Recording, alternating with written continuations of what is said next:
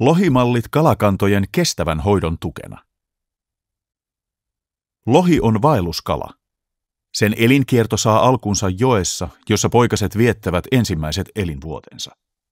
Joesta ne laskeutuvat merelle syömään muutamaksi vuodeksi ja palaavat sitten kotijokeensa lisääntymään.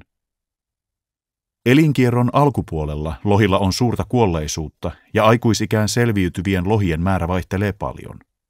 Luonnon lohien runsautta ja elinkiertoa rajoittavia tekijöitä mallinnetaan siten, että saatujen tulosten pohjalta voidaan sopeuttaa kalastusta vaihteleviin lohimääriin ja pyrkiä säästämään lohia riittävästi kudulle.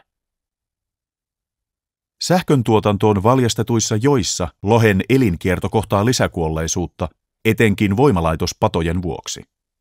Lohikantoja yritetään palauttaa erilaisilla toimilla, kuten kalateiden ja alasvaellusreittien rakentamisella, mutta mikään toimista ei yksinään poista kaikkia haasteita.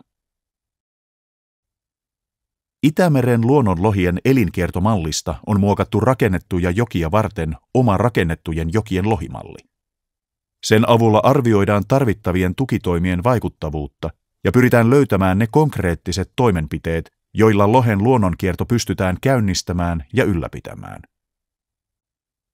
Rakennettua jokea ei voi palauttaa täysin luonnontilaiseksi, mutta vaellusyhteyksien avaamisilla lisääntymisalueille, istutuksilla ja kalastuksen rajoittamisella lohikannat voidaan saada elpymään.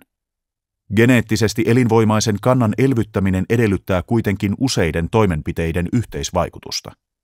Näiden toimenpiteiden arvioimisessa rakennettujen jokien lohimallilla on keskeinen merkitys, kun pyritään siirtymään istutuspainotteisesta lohikantojen hoidosta kohti lohen luonnollista elinkiertoa.